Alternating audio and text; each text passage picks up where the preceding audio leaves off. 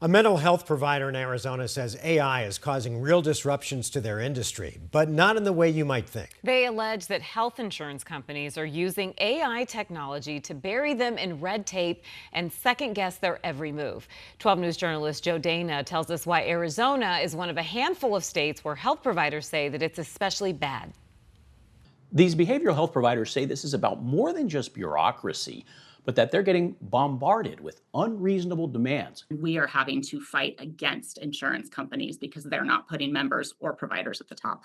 Brianna Reinhold of Northern Lights Therapy says she's busy enough without extra paperwork. Her 4 clinics run wellness events, assist schools and first responders, and serve low-income families. Reinhold says she has no choice but to stop accepting Blue Cross Blue Shield as a carrier. It covers 70% of her clients. But we're having a lot of people that are going to be discontinuing services entirely because they cannot afford even our discounted rates that we're offering. The company's being criticized for new demands it's placing on some mental health care providers.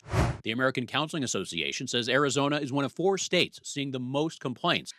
I can't function with it anymore because of the administrative backlog that they're sending me, the amount of payments that they're withholding from me. Reinhold says there are telltale signs AI systems are involved with flagging cases. They want documentation that clients are participating in weight loss programs. One of those clients is an 11-year-old being seen for grief from a loved one that passed. Nothing to do with weight. The company tells 12 News in a statement these concerns represent less than 1% of the network. Blue Cross says claims based on information submitted and on contract terms are not downcoded, that they do use AI to streamline administrative processes and to flag billing abnormalities, and human oversight remains central to our operations. We asked Blue Cross about errors. They say they did identify an issue with notices being inaccurately sent by a vendor and have since addressed it.